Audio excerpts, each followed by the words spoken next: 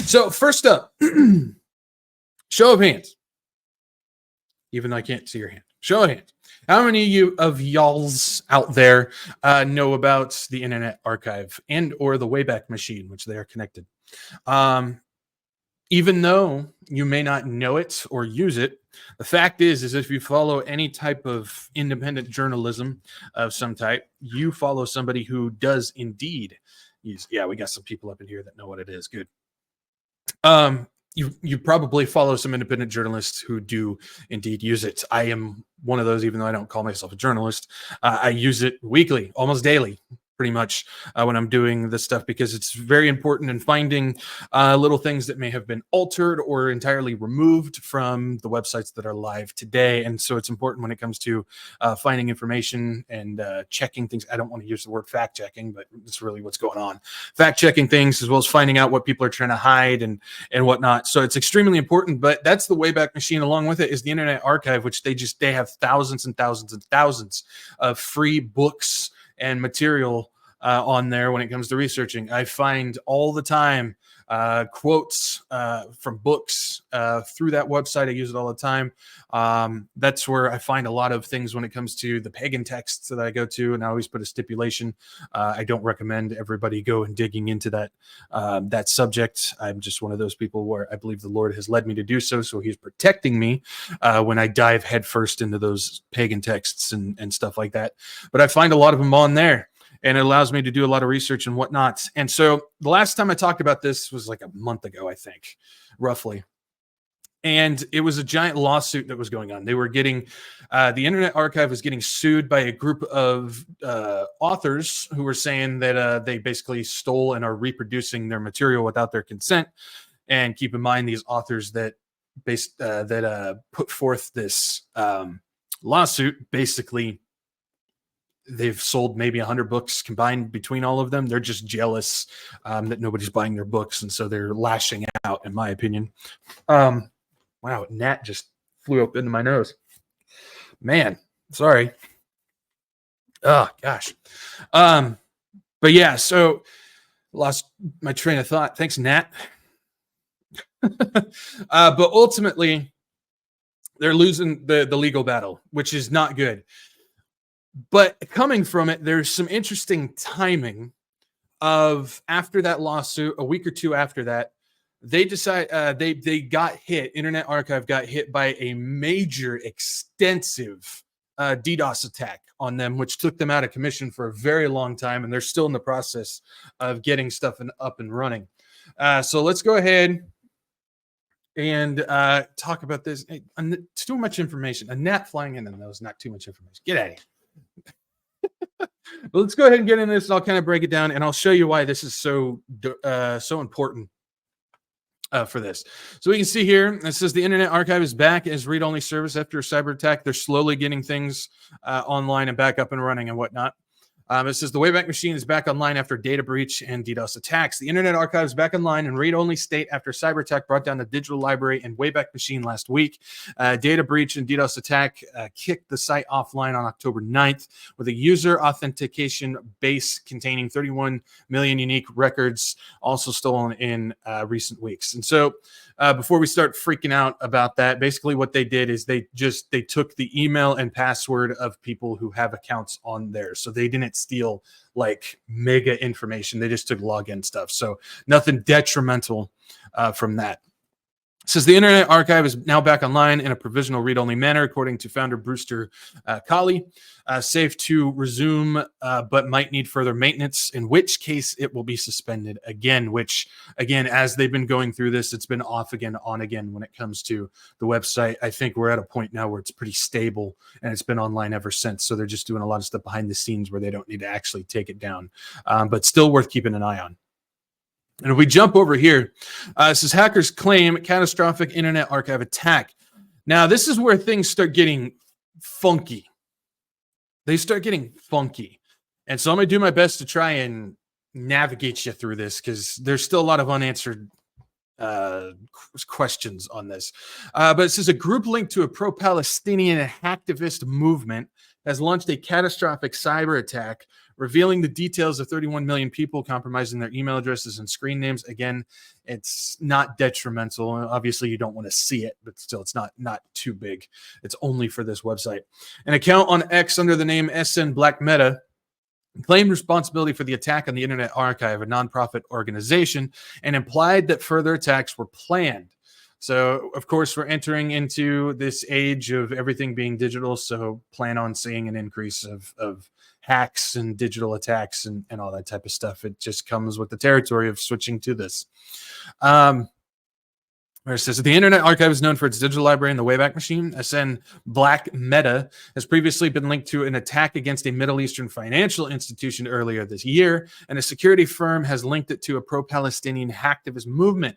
Encrypted passwords were also exposed, and although these are relatively safe, users have been advised to change their passwords.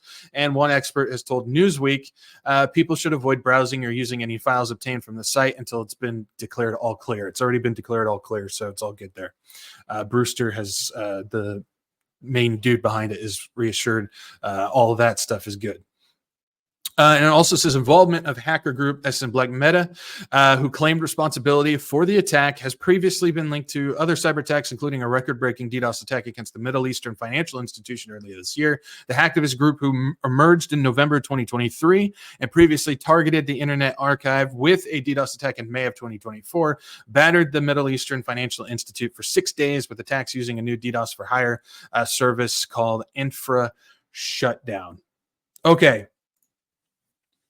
So let's break down this whole thing of the pro-Palestinian hacktivist group. We don't know for sure who's behind it. They're claiming responsibility, but again, claiming responsibility doesn't mean you put the two and two together. But what's tying them together is it's been put out that the reason why they hit Internet Archive is because they're part of the because they say that the Internet Archive is part of the United States government. And the United States government is pro-Israel.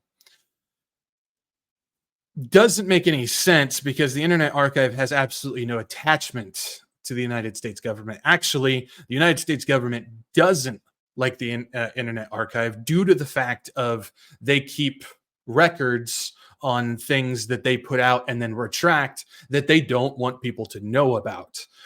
This is why they actually don't like them. So that connection doesn't make any sense. Now, could it still be this pro-Palestinian activist group? It could be. And maybe they're really good at coding, but absolutely atrocious at just doing a basic information search, which would be interesting. But that's what they're saying. I don't necessarily buy that story. I believe that there's something much worse going on behind the scenes when it comes to this that could be linked to, not necessarily directly linked to the United States government, but I think in some roundabout way, like a separate funding by one of these wonderful people out there that we know. I don't know, like a George Soros. I'm not saying it's George Soros. That's not in his wheelhouse. He does other things. But somebody like that, you know what I mean? Due to the fact that the timing of this is very interesting, that it comes right after this lawsuit where they're really trying hard to knock down the Internet Archive. Why? Because that's where all the information is at. And so if you follow this back to what they've been preaching, the United States government, the UN, the WEF, the Club of Rome, all these people, the WHO, and all these people, not the band, the quote unquote health organization. Health, right? Okay. I was gonna make a joke, but I don't feel like stirring anything up, so I'm just gonna leave it there.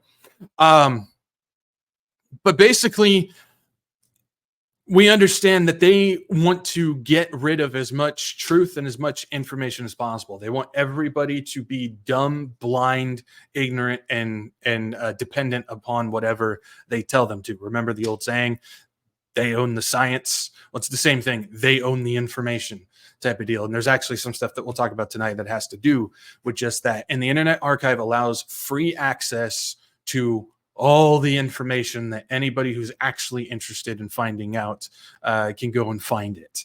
And so they want that gone. And so we've seen the lawsuit, we've seen a hack, an attack on them. I would not be surprised if there's another one coming up real quick. And I would not be surprised that very, very soon you see the entire thing go offline for some reason or another, whether that's elimination of people, whether that's just completely pulling the plug, whether that's a raid, a government raid of some type, whether that's more lawsuit stuff. Either way, I have a feeling that they're going to do the best that they absolutely can to absolutely demolish this ability for us to have access to this information. The other thing that I've been seeing, which nothing has been confirmed, but it wouldn't be surprising, is after this DDoS attack, whoever did it went in and deleted and removed a bunch of information, whether it's books. They've got old newspaper stuff. I've shown some images of newspaper that I gotten on there from like the 1930s and whatnot, removing some of that, removing the Wayback pages, whatever it is. We're in a time right now where they're going full court press on trying to, again, make us deaf, make us blind, make us ignorant, make us dependent. And this is something that would really, really hurt. Even if you do not use this information for yourself, guaranteed. If you're following an independent journalist, I follow several of them that absolutely use this. If you follow these independent journalists, they use it, and you will see that affect them if they do not have access to this information. Now, I know a lot of people say, well, save as much as you can. I'm with you. Save as much as you can. But the problem is there's millions of pages of information on Internet Archive. Not one individual can hold all that. That's why they have servers upon servers for this thing. Nonprofit. Again, they don't do this for profit. They're not connected to anybody. They do this for the sake of having this information available. And either way, it's going to be a digital book burning coming up soon, I have a feeling. So I just want to let you guys know what's going on with that. It's back online. There's still lawsuit stuff going on. I would prepare for another attack on them, as well as just keep an eye for them to, when that day comes, when they all go down. I have a feeling it's coming. I don't know when, but I do have a feeling it's coming.